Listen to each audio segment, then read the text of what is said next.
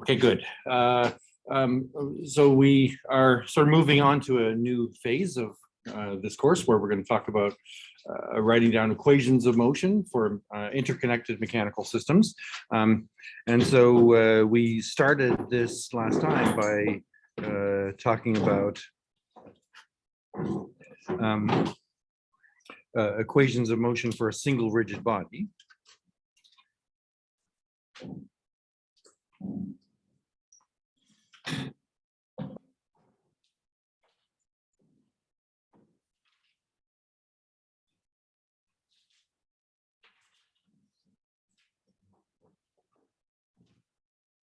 And I defined two momenta, the translational momentum, which I call P, and that's just, momentum that you're familiar with is, mass times velocity. So that's what this is.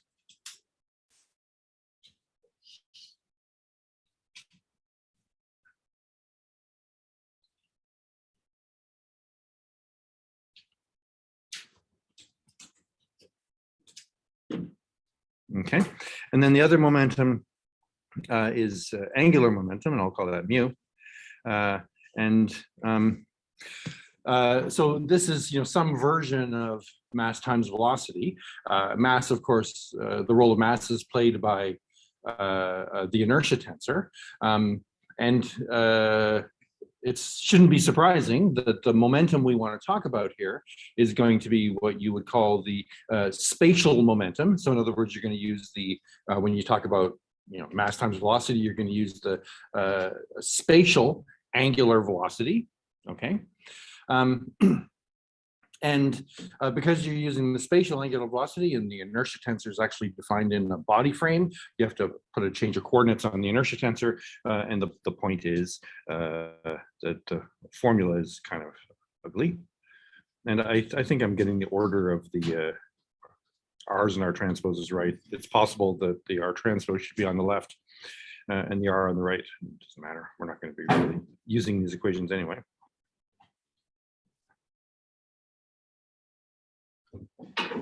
Okay.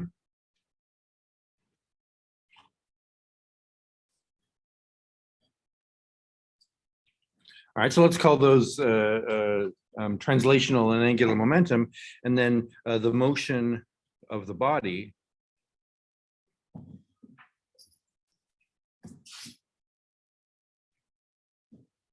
with no external forces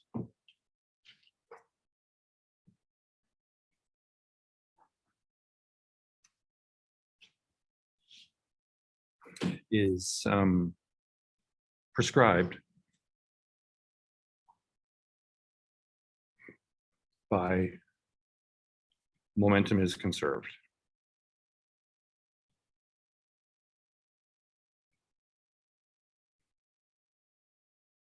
Okay, so this is, a physical law of nature, and the translational version of that is comes from Newton. The rotational version is, you can see just by the formula, more complicated, but the idea is the same. And so, the equations of motion for a single rigid body with no forces being applied to it are simply d by dt of p is equal to 0, and d by dt of mu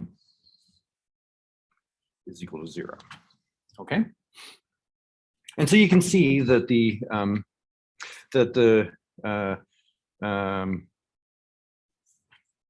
translational momentum, that expression for d by dt of p is elementary. It's just m r double dot of t is equal to 0.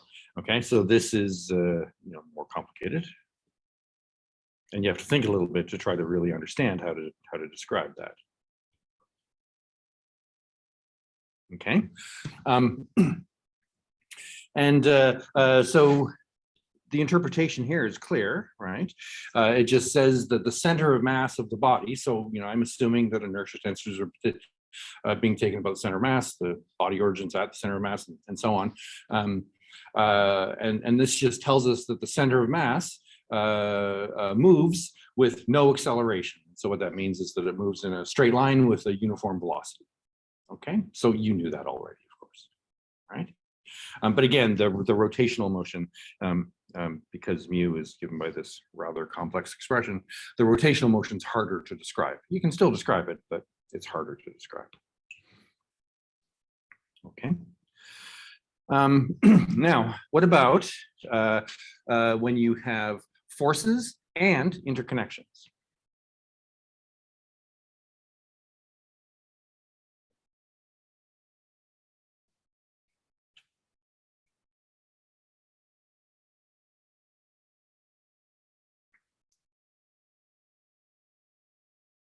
Okay, so we're going to talk carefully about forces later on, but so let me just kind of write down, what the final outcome of that conversation that we'll have later will be, and the fact of the matter is that you just add sort of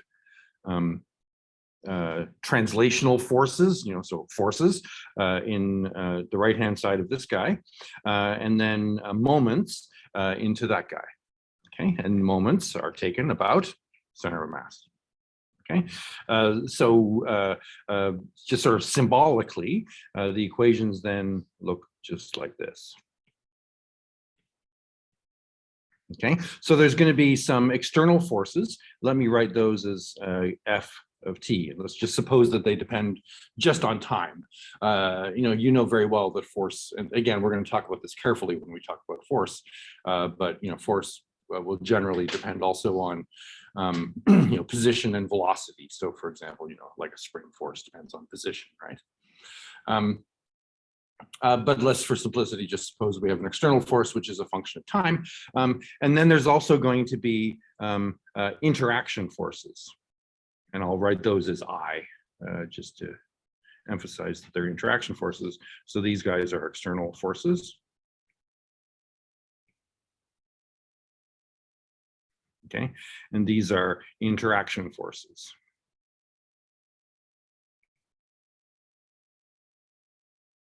Okay, so these are the forces I are the forces that are required to maintain the interconnection of the system, right? So you have two bodies that are connected in some way. There's going to have to be some forces and torques that are exerted on those bodies to maintain that specific interconnection, and that's what I is.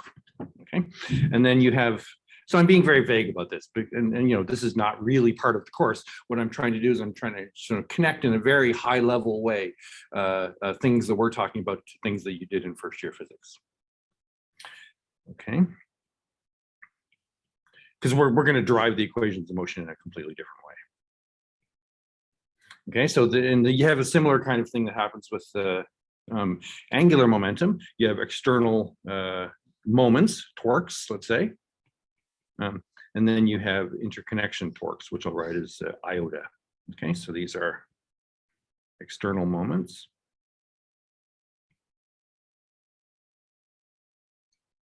Okay, and these are interaction moments.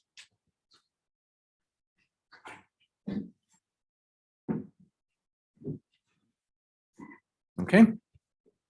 Now, if you think back to, again, how you did this in your intro physics class, these interaction forces, those were things that you solved for and eliminated, right? If the sort of simplest case of this would be, if you had a body moving in a plane, or let's just say a line for simplicity, right?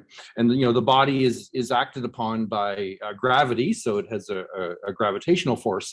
There's going to have to be a force pushing up on the body, right, from the surface on which it's moving to counteract that gravitational force. And you solve for that. And of course, in this very simple example, it's just equal to the gravitational force, so that there's no vertical motion of the body.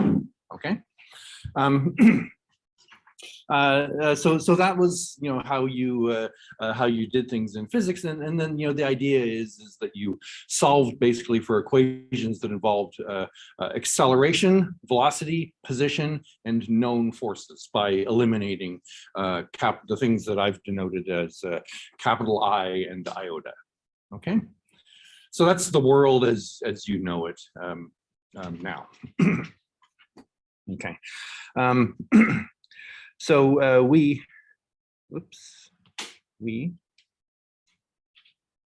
will derive equations of motion that are equivalent to these.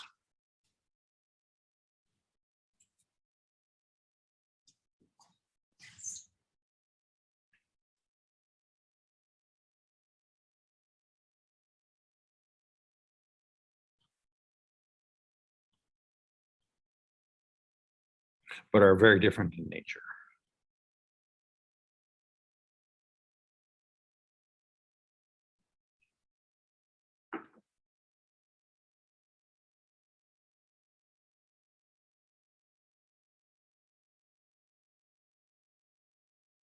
Okay.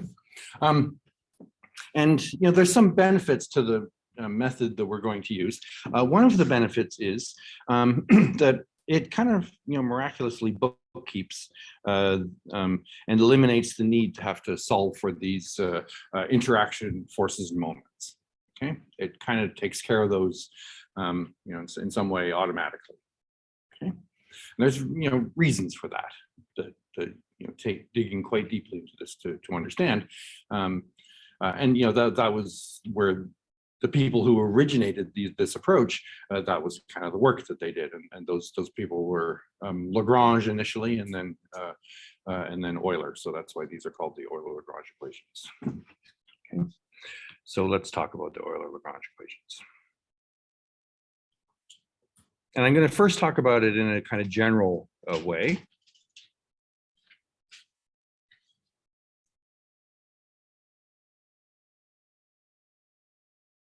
Okay, outside of a strictly mechanical context, just to add a little bit of flavor to the discussion. Okay, and then we'll specialize to mechanics. Okay.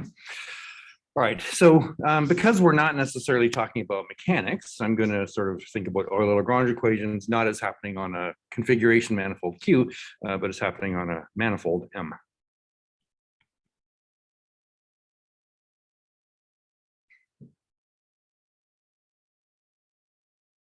Okay. Now, there's going to be some data. So the Euler-Lagrange equations arise from a problem. Okay, and the problem is what's known as a problem in calculus of variations. All right.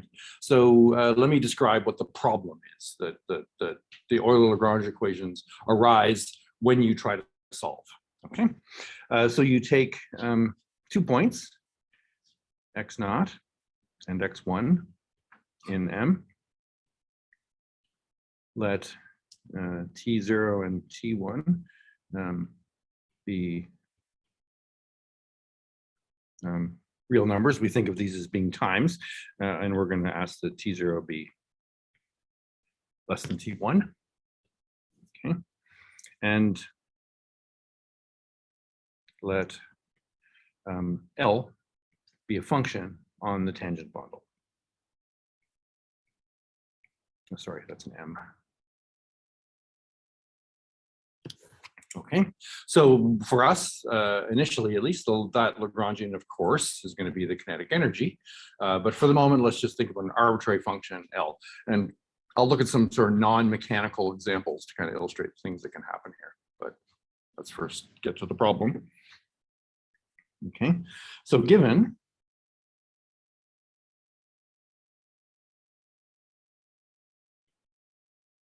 a C1, let's say, curve gamma defined on T0, T1 and satisfying gamma of T0 equals x0 and gamma of T1 equals x1. Okay, so this is a curve defined on the interval T0, T1 that connects x0 to x1. Okay, and we'll assume it's differentiable. It really is, as we'll see, needs to be more than that, but at least to pose the problem that I'm going to pose, it only needs to be differentiable. Okay. Define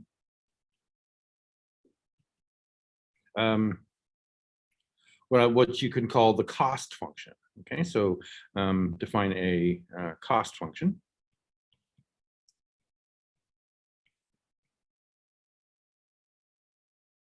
Right, and so it's C sub L of gamma. Okay, so the cost function is going to take as input a curve. Okay, so the point is that the cost is going to be a function of the curve. Okay, and you, by changing the curve, you change the cost. All right, and here's the formula for the cost. Very simple. You just integrate from T0 to T1 L composed with gamma prime of T dt. Okay. All right, so I'm just evaluating the Lagrangian at the points along at the velocities along the curve. Okay, and then I'm integrating that. Okay, so the problem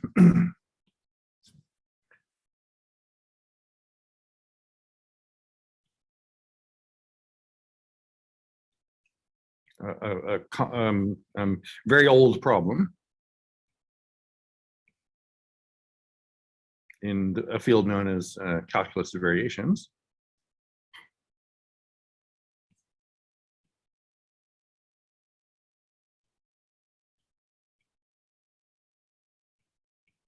Is find a curve gamma star such that the cost of gamma star is minimized over all other curves.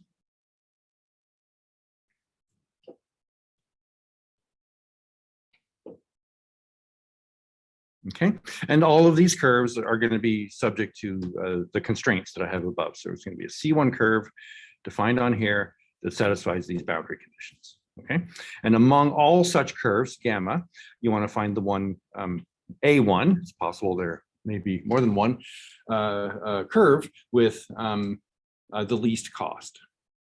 Okay. All right. Let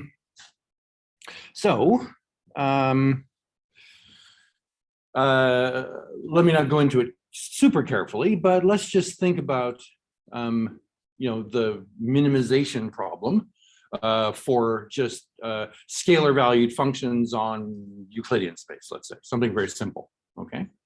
So if I give you a function f defined on Euclidean space and you want to find its minima, okay, because that's what this is, what's the first thing you do? Take a derivative and set the derivative equal to 0. And those will find points, okay? Are those points going to be minima? If you find a point where the derivative is 0, is it a minimum? Maybe a maximum, maybe neither, right? So the vanishing of the derivative is a necessary condition, right, for a minimum, okay? And so what the Euler-Lagrange equations arise as that kind of a necessary condition for this problem in the calculus of variations. So I have this problem I want to solve, and the first thing I'm going to do is I'm going to differentiate and set the derivative equal to 0, and sort of let me maybe give you a sketch of how this works. So here's x1, sorry, x0, let's say, and x1, and I have a curve like so. All right, how would you find the derivative with respect to the curve? Okay, so that's, you have to think about that for a second, because this isn't the derivative in any normal sense that you're used to. What you do is you wiggle this curve, you vary the curve. This is why this is called calculus of variations. So you take nearby curves,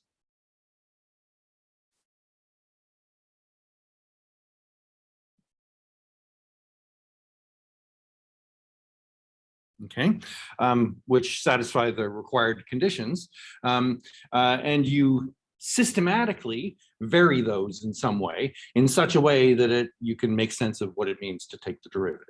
Okay, so and the Euler-Lagrange equations arise from doing a process like this of taking the curve gamma and sort of wiggling it, and then when you set it equal to 0, that's the Euler-Lagrange equations. Okay, so the Euler-Lagrange equations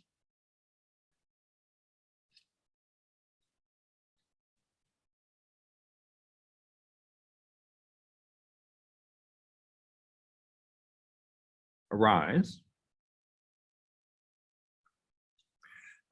as a first order necessary condition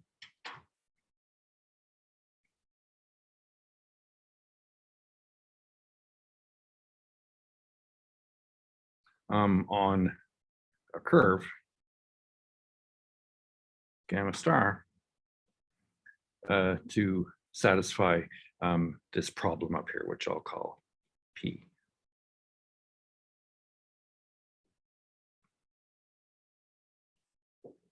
Okay, so there's some equations, and that's where they come from.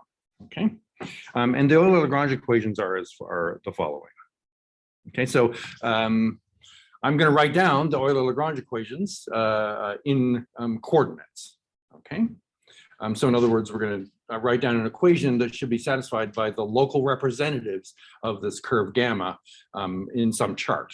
Okay, and when we talk about mechanical systems specifically, we're going to see that there's a form of the Euler-Lagrange equations that doesn't involve using local representatives. Okay, but just to get quickly to the Euler-Lagrange equations, we're going to do it using local representatives. Okay,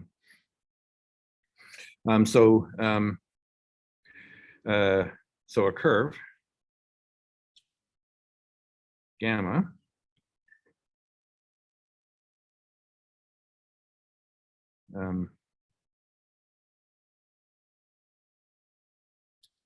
satisfies the Euler-Lagrange equations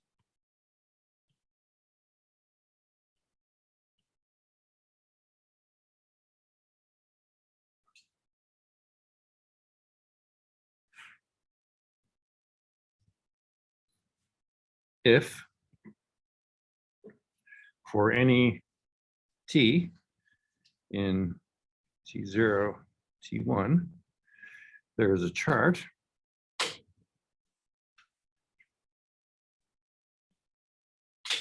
u phi about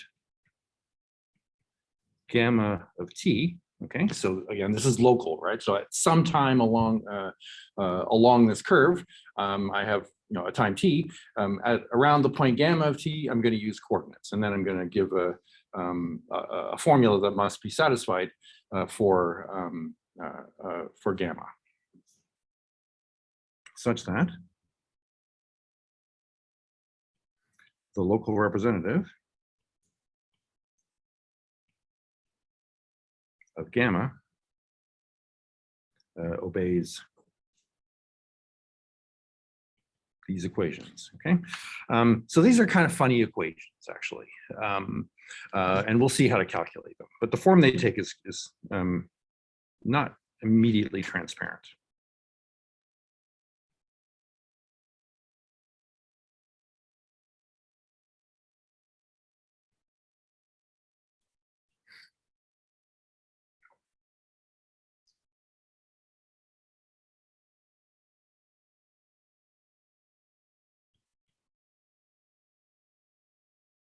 Okay, and so the coordinates here are x in the chart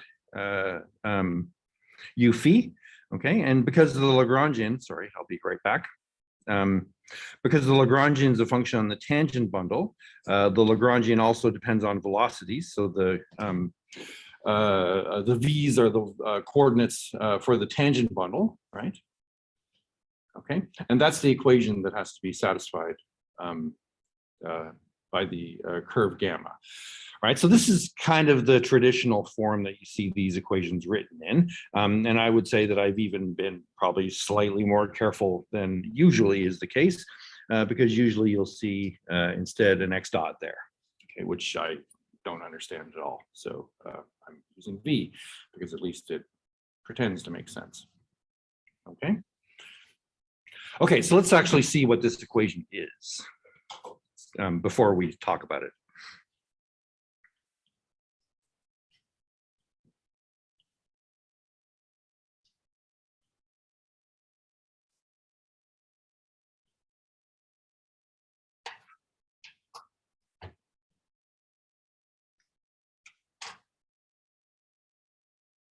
Okay, so all I'm going to do is this is the term, which this is clear. This is the term that's not really clear what that means. Okay, so remember, we're writing an equation for a curve gamma. Okay, so we should think of everything here as depending on time. Okay, through gamma, therefore x depends on t, and also because the Lagrangian is a function of velocity, gamma prime, and so that's where that comes from. Okay. All right. So what I'm going to do then is I'm just going to sort of expand out this thing so that it at least pretends to be clear. Okay. And so if you just expand this using the chain rule, okay, what it looks like is this. It looks like, so L is a function of x and v, right? And x and v depend on time. So when I differentiate dl by dv, and then I take the time derivative of that, the time derivative I'm going to calculate by using the chain rule on this, okay? And so first, I'm going to take this thing, which is a function now, remember, of x and v, which are themselves functions of t, right? And I'm going to differentiate it using the chain rule. So first, I'm going to differentiate it with respect to v.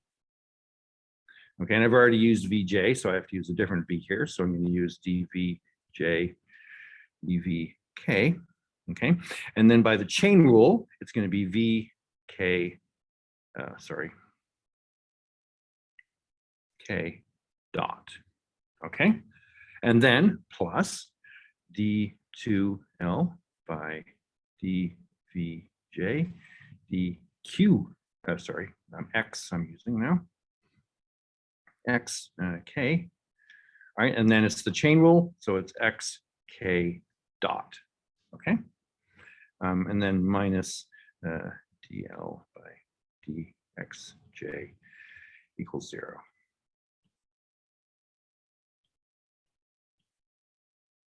Okay, so that looks a little bit like it's something you might be able to calculate, at least. Okay, and it also looks a little bit like a differential equation because, of course, vk is actually qk double dot, right? So vk dot is qk dot because I'm working along a curve gamma, and along the curve gamma, v is gamma prime. Okay, so this looks like a second order equation, a second order differential equation. Okay, because it involves second derivatives with respect to time. Okay, yeah. Yes, sorry, thank you. Yep.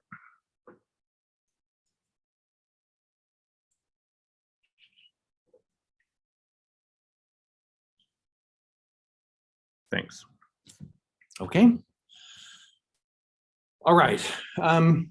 So let's maybe look at this in for two examples, and I'm going to choose the examples to be kind of intentionally dumb because first they're going to illustrate how you calculate these equations, and they're going to sort of show silly things about this equation, namely that it doesn't really always behave in the way that you expect a differential equation to behave. You're used to differential equations, while maybe you may not be able to solve them. You're used to them at least having solutions, and this thing doesn't always have solutions, and the reason is it's not actually a differential equation. Okay. All right. Let's look at a couple examples.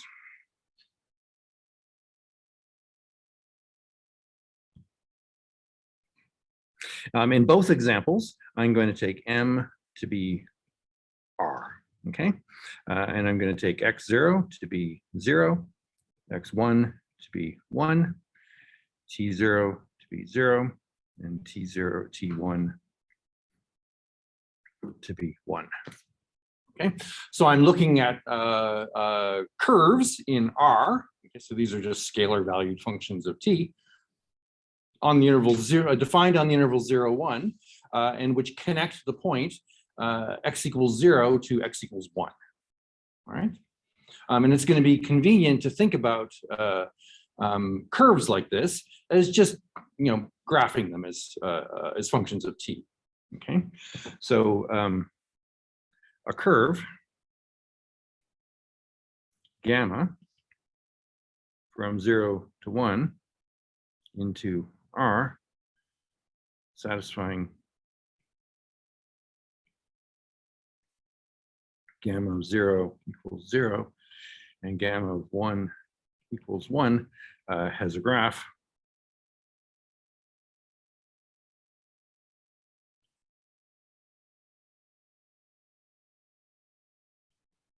okay, so this is going to be x up here. It's going to be t here, and so here's t equals 0, and here's t equals 1. Okay, so x equals 0 is here, right? So my graph has to start at this point, and x equals 1 is going to be here, let's say. Okay, so my graph has to end at this point. So it's just going to be some function of t, which at 0 is 0 and at 1 is 1. Okay, whatever it might be. Okay. Okay, so now let's look at a couple of Lagrangians and calculate the Euler-Lagrange equations. So let's take, so we're going to use, of course, and we're going to use coordinate x for R and xv for the tangent bundle.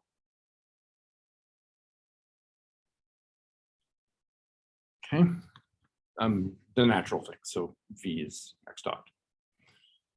Okay, so the first Lagrangian I'm going to look at is L of x and v, right? So it's a function on the tangent bundle, and it's going to be x.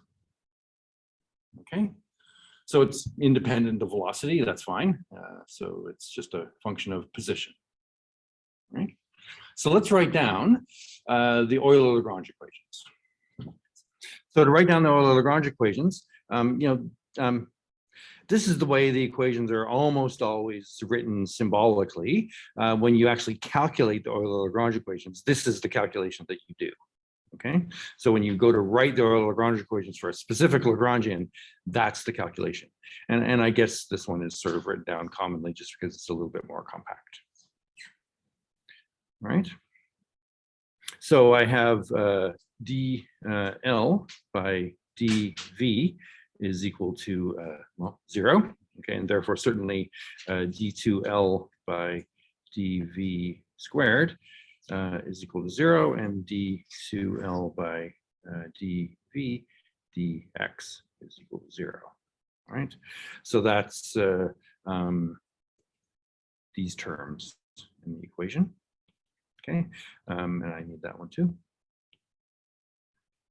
All right, and dl by dx is equal to 1. Okay, and so the Euler-Lagrange equations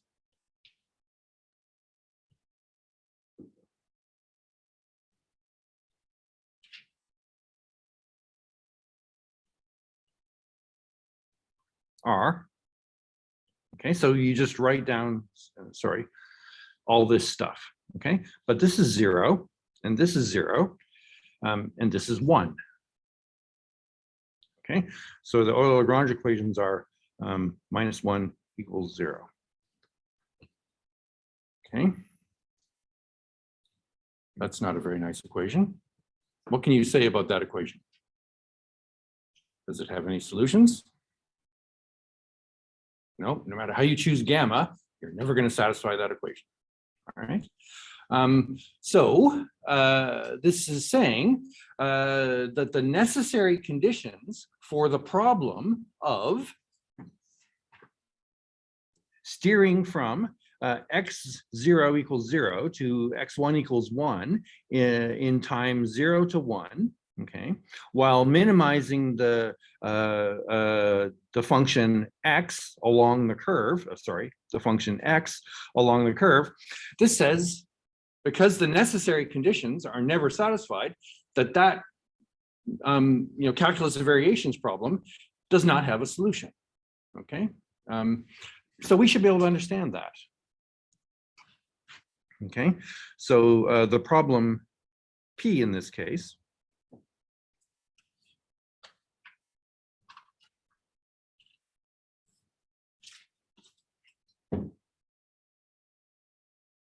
okay, so we should be able to understand why that is.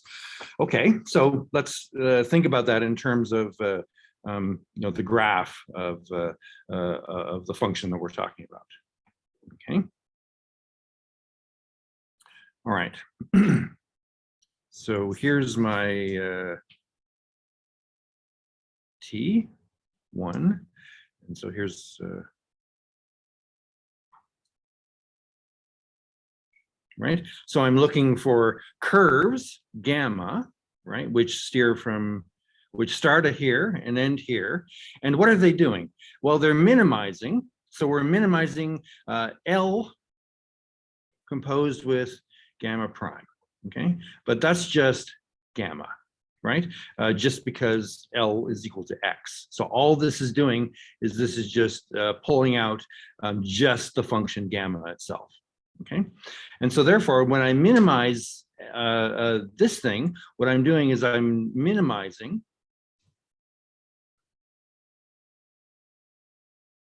the integral from 0 to 1 gamma of t dt, and I'm minimizing that over all functions gamma that start at 0 and end at 1. Okay. So the fact that the Euler-Lagrange equations have no solution and that those are a necessary condition for a solution tells you that there is no solution. But why? Why does that problem of minimizing the integral of a function, and the only property of that function is that it goes from here to here? Okay. That problem has no solution. Why is that?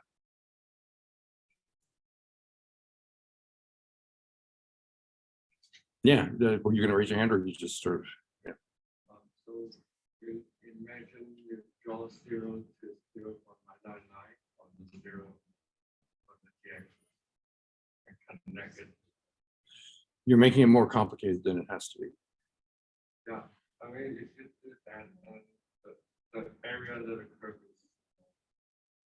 Yeah, but remember, it's the reason's different than that. It's somehow it's more elementary than that. What about if I just do this? I take a sequence of gammas, okay? Oops.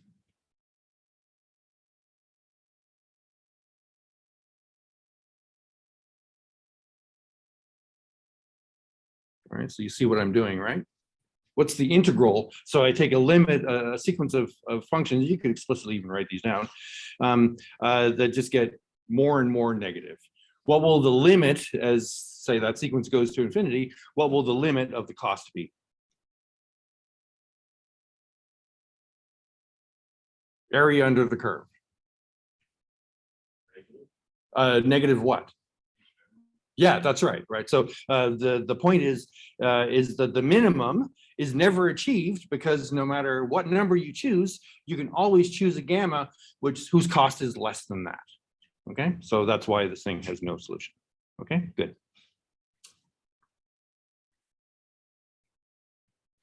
Okay, let's choose a different L.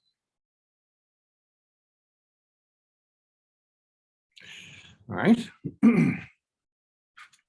Okay, so let's calculate the business that you need to write down the Euler-Lagrange equations. Okay, so dL by dV is equal to 1.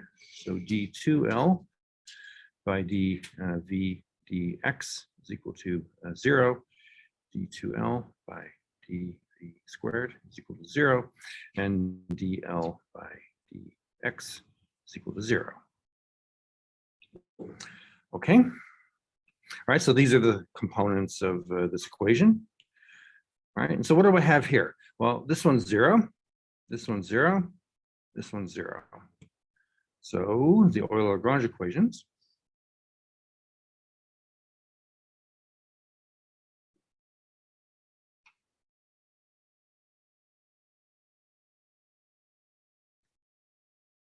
are 0 equals 0. Okay, so it's still a pretty stupid equation, but at least it has the benefit of having a solution. Okay, and in fact, this tells you that the Euler-Lagrange equations are satisfied for every gamma. All right, that doesn't mean that every gamma minimizes the cost in this case, right? Because the Euler-Lagrange equations are a necessary condition. In the previous example, we could assert that it had no solution because the Euler-Lagrange equations were a necessary condition and they were never satisfied. But in this case, they're always satisfied. But again, because they're a necessary condition, it doesn't actually give you that much information. It just tells you that every function gamma satisfies the necessary condition. That doesn't mean it's a minimum. Okay, but we should still be able to understand what's going on here. Okay, and so in this case, all right, so we're just gonna look at this same kind of a thing as we did here. Okay, but in this case we have L composed with gamma prime is equal to gamma prime, right? Because L in this case is just velocity, so you're just returning back the velocity of the curve. Okay, and so the thing that we're trying to minimize, therefore,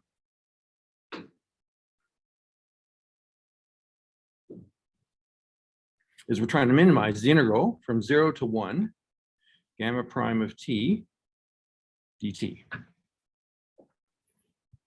Now, I claim that that's an integral that you can do.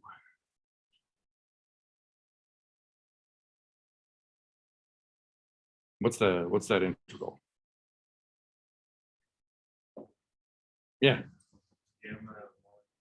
Yeah, exactly. So you're just integrating the derivative of gamma, so that's gamma. So this is gamma of 1 minus gamma of 0. But we know what those are, right? Gamma of 1 is 1 and gamma of 0 is 0. So that's equal to 1. So we're minimizing a function which a cost function, which is actually independent of its argument in this case. All right. So every curve, a gamma, has cost 1. Okay. So everyone minimizes, everyone maximizes also. Okay. And this is just, this isn't a very well framed problem in the calculus of variations because it always has a solution. Okay. And now let's sort of round out this class of elementary examples with one that's at least has some content to it. And actually bears closely with things we're going to talk about. Okay, so the Lagrangian is going to be 1/2 v squared. Okay, so the velocity squared. So this, you should be thinking kinetic energy, right? Velocity squared. So dl by dv is equal to v, so d2l by dv squared is equal to 1, d2l by dv dx is 0, and dl by dx is equal to 0. Okay, and so now we plug everything into the Euler-Lagrange equations, which we have here. Okay, so this now is equal to 1. This is 0, and this is 0.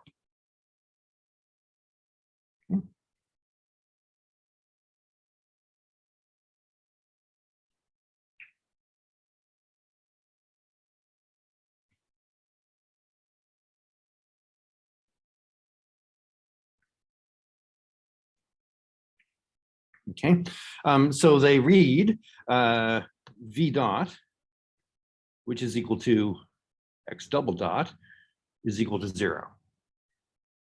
Okay, all right. So, and so remember, so this doesn't look so stupid, right? So this has a solution. So this tells us that x of t must be of the form a t plus b. Okay, so second derivative should be 0, so it's linear. Okay,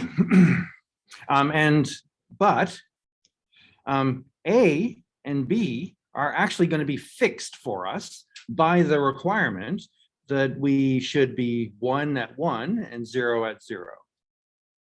Okay, so we should satisfy that x of 0 is equal to 0 and x of 1 is equal to 1.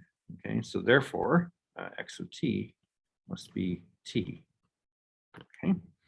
And so in this case, we get a different situation than the previous ones. We get a situation where the Euler-Lagrange equations give us a unique curve which satisfies the necessary conditions. Okay. All right. Okay, and this is kind of the best thing that you can hope for when you are dealing with the Euler-Lagrange equations, that they produce a unique solution. It's not always true, but that's the best thing you can hope for. Okay, and so all of this illustrates a couple of things.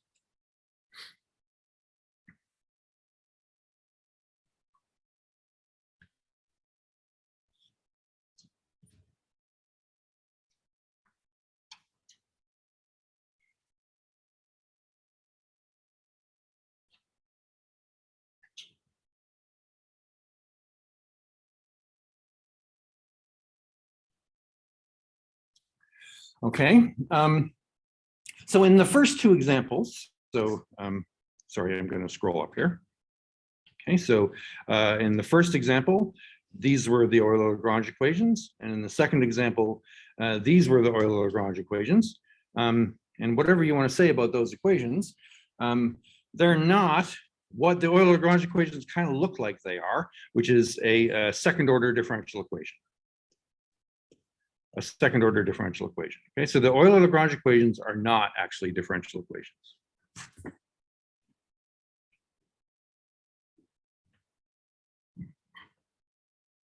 They might be equivalent to differential equations in some cases, like, for example, this one, okay? But in general, they're not differential equations. What they are, in fact, a class of equations which are known as differential algebraic equations.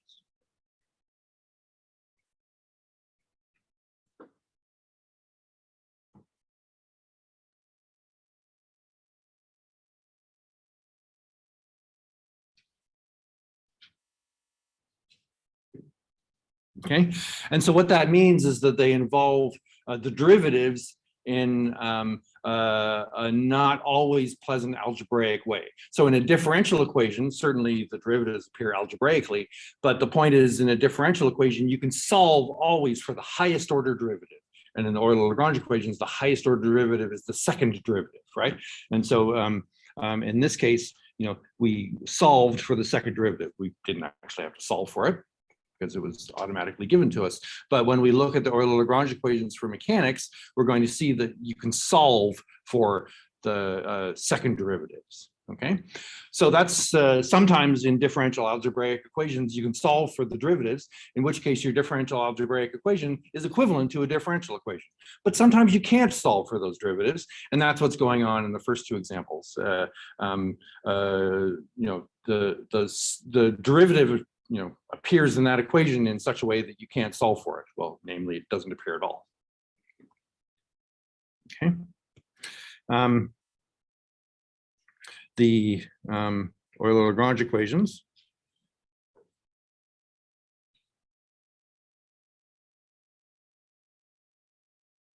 may have no or many solutions. or may, in the nice case, have a unique solution that satisfies the required conditions.